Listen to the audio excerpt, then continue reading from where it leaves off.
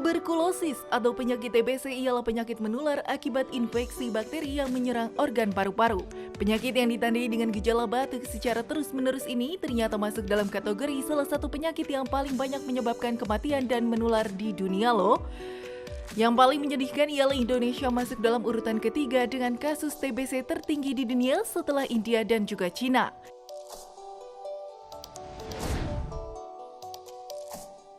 Tercatat ada sekitar 845.000 penderita TBC di Indonesia. Walaupun penyakit ini bisa disembuhkan, namun penyakit ini juga bisa berisiko fatal jika tidak ditangani dengan segera. Selain itu, penyakit menular ini bisa ditularkan melalui droplet yang terinfeksi seperti bersin ataupun batuk.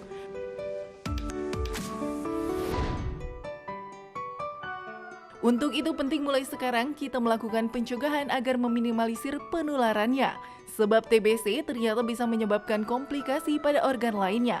Namun bagaimana cara mengatasinya? Berikut simak penjelasan dokter secara tuntas di Studio Hidup Sehat hari ini.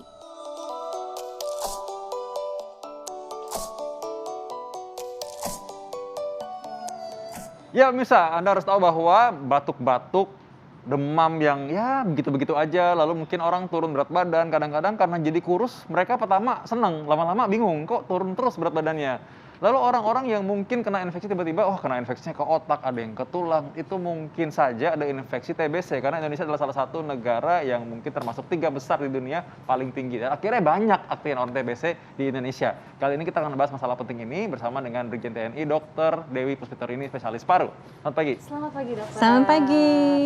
Ya, dokter ngomongin tentang TB paru kan tadi banyak banget ya dokter ya. Nah, ini ada fakta mitos yang pertama. Nah, ini katanya orang yang mengalami kekurangan gizi ini lebih rentan beresiko terkena TB paru. Ini fakta atau mitos, dok? Ya, kalau ditanya fakta, ya fakta. Ya. Kan kalau dijelasin adalah karena semua kembali pada daya tahan tubuh. Semua, bukan hanya kena ke TB saja, tapi sakit-sakit lain juga bisa muncul. Jadi karena daya tahan tubuh turun, risiko untuk kena TB jelas ada. Oke, berarti jadi iya, fakta ya. Jadi kalau misalkan orang-orang yang mungkin ada di daerah yang mungkin agak terpencil ya mungkin lebih rentan berarti ya. Ya, karena Indonesia sendiri kan jumlah kasus TB-nya tuh nomor 3 sedunia, gitu ya. Setelah India dan Cina. Dan itu kasus TB banyak di daerah-daerah kumuh, padat penduduk gitu ya. Nah, kemudian gizi kurang jelas itu memang kena. Kita jumlah kasusnya banyak loh, 824.000. Wow. Ya, itu dan 91%-nya kena TBC paru. Dan risikonya kan bisa menularkan tuh kalau TBC paru. Ya, karena TBC kan juga ada yang di luar paru juga ada. Nah, baik, ini ngomong soal menular ya. Ini pemirsa harus tahu nih soal ini dan ini harus diluruskan. TBC adalah penyakit yang sangat menular. Ini fakta atau mitos? Ya, itu fakta karena apalagi penularannya lewat droplet ya. Seperti kita kemarin COVID kan, kita semua makanya kondisi sekarang kita pakai masker tuh kayaknya udah biasa ya. New normal sekarang ini.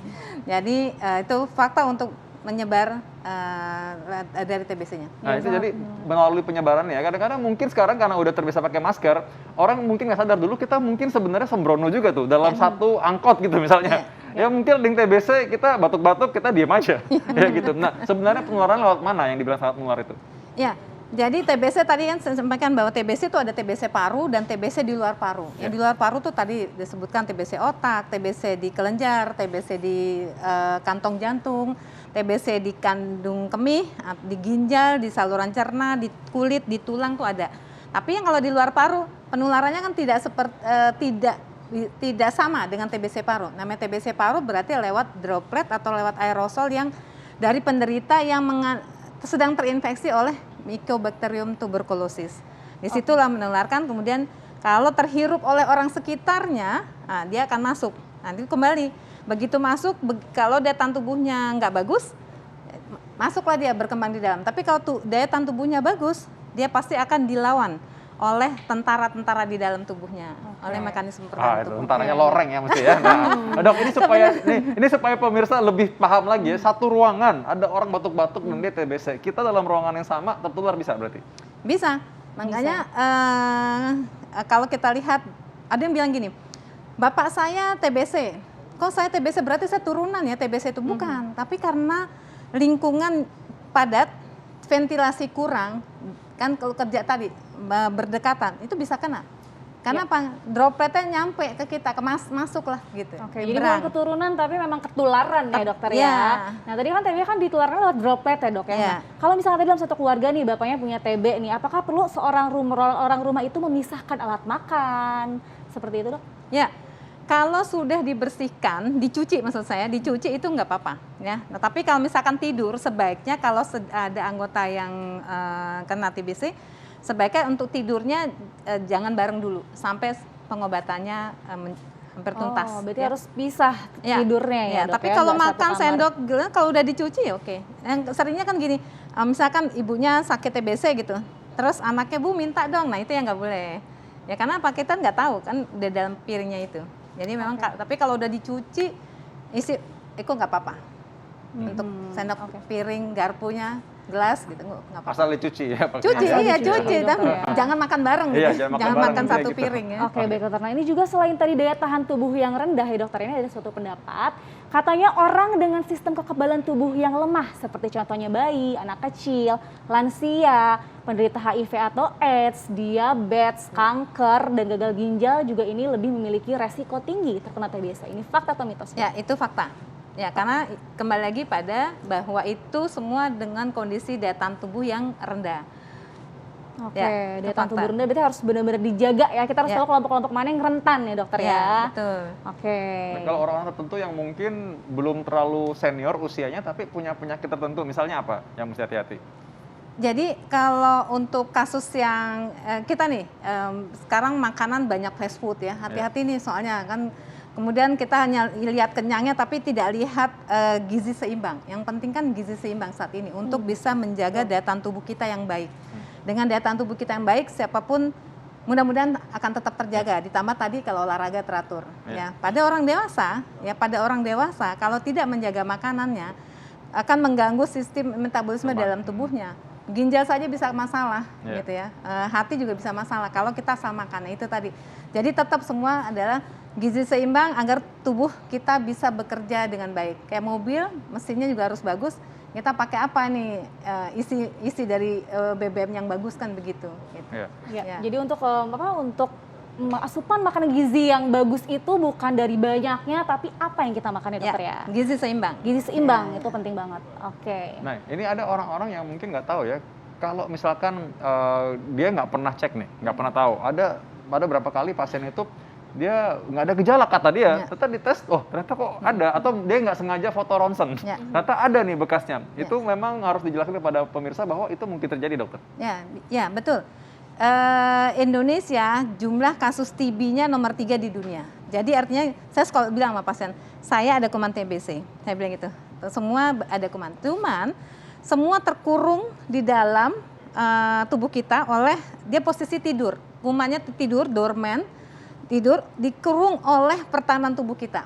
Jadi pada suatu saat daya tahan tubuh kita turun, dia bisa bangkit, bisa menjadi TBC paru, bisa menjadi TBC otak, TBC tulang, TBC kulit, TBC rahim, TBC ginjal, TBC saluran cerna itu bisa. Nah, pada suatu saat pada proses tadi yang berkembang hanya 5% dari yang terinfeksi dari pasien-pasien kita, terus 5% dia akan berkembang jadi sakit. Kalau lesinya atau kerusakannya belum luas dan belum mengenai ke saluran nafas, pasien biasa nggak batuk. Batuk itu kan terangsang oleh saluran nafasnya. Kalau cukup luas, dia akan menimbulkan rangsangan batuk, nyeri dada yang kadang-kadang sampai ke sesak nafas kalau luas. Tapi kalau enggak, belum.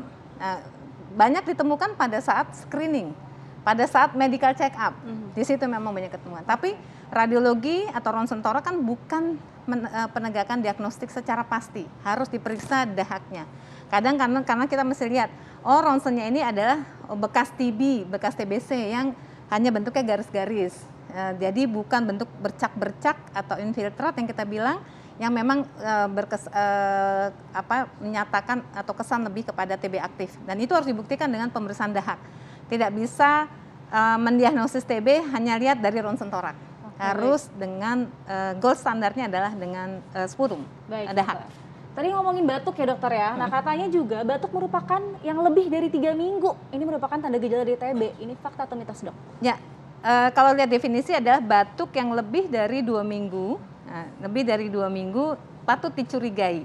Patut dicurigai. Jadi kalau udah ada batuk lebih dengan obat biasa tidak ada perubahan, ya kita harus tetap curiga ke sana. Karena kalau hanya batuk saja, asma juga sama ada batuk. Perokok yang namanya PPOK juga batuk kan gitu ya. Kasus-kasus lain bronkiektasis apa juga sama batuk juga. Ya. Tapi Apalagi, itu tadi harus ditegakkan dulu. Tegakkan ya dok ya. Ya. Apalagi batuk pada TB ini biasanya bukan batuk yang produktif ya dok ya. Kadang-kadang batuk kecil-kecil juga itu bisa jadi ya dok ya tanda gejala dari TB. Bisa tergantung luasnya tadi. Ada juga yang berdahak, mau dahak putih, dahak kuning, hijau, akhirnya bisa juga yang batuk darah kalau dia ada lesi atau kelainan yang menyebabkan pecahnya darah situ pembuluh darah sehingga batuknya berdarah.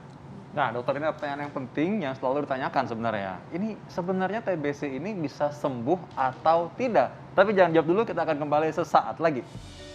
Ya, pemirsa, itu tadi adalah mikroorganisme yang dapat menyebabkan masalah pada paru. Salah satunya adalah TBC ya, disebabkan oleh bakteri. Nah dokter, masih bersama Dokter Dewi, ada fakta mitos dokter, katanya nih dokter, TBC dapat dicegah dengan vaksin. Ini fakta atau mitos dok?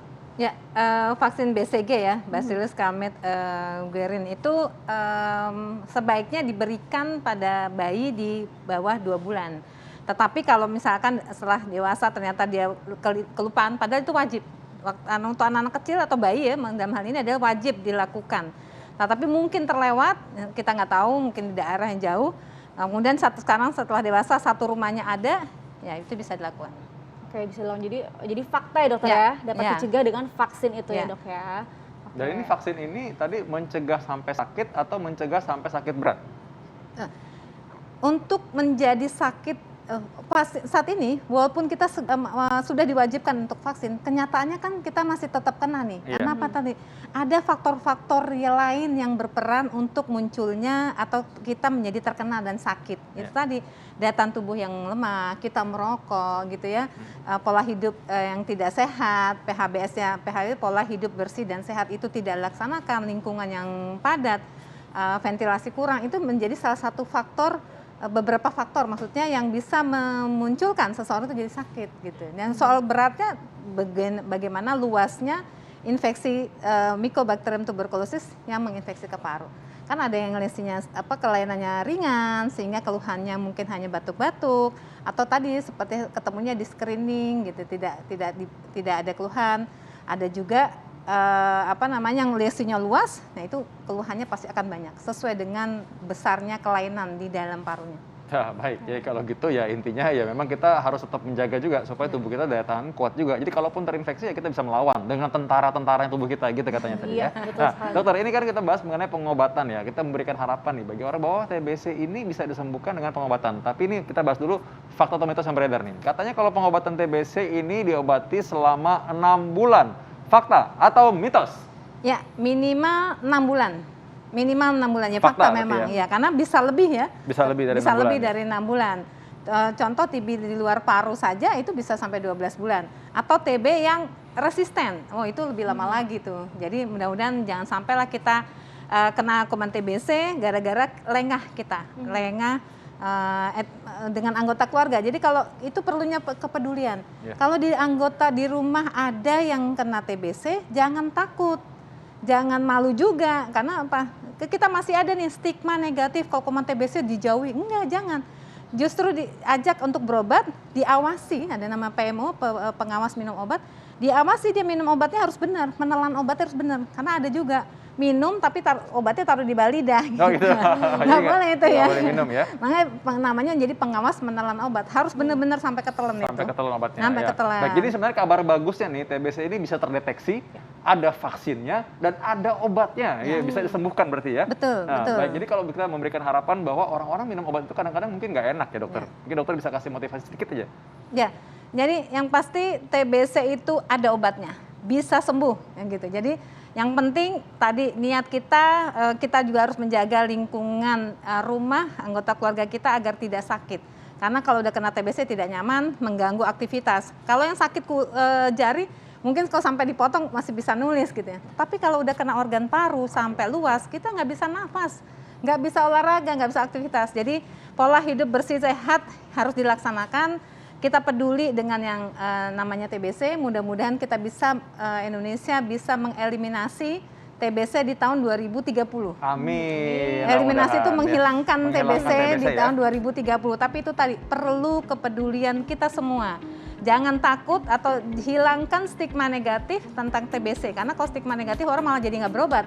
Tapi kita harus berobat, harus bisa disembuhkan. Ajak keluarga yang misalkan ada batuk lebih dari 2 minggu, bukan, ayo kamu pasti TBC, bukan. Tetapi ayo kita screening, kita Ya. lihat apakah ini TBC atau tidak. Dan bisa diobati mudah-mudahan Ya, dan Baik, bisa diobati dokter. Terima pastinya. kasih Terima dokter. kasih, sama-sama. Ya, dan tetap tangan pola hidup sehat tadi kata dokter ya. Tahu pola hidup sehat gimana caranya? Maka itu saksikan terus Hidup Sehat setiap hari Senin sampai Jumat pukul 9 waktu Indonesia Barat. Kita pamit dulu undur diri ya. Saya Dr. Sabrina Raisa. Saya Dr. Vito Damai, Indonesia Hidup Sehat.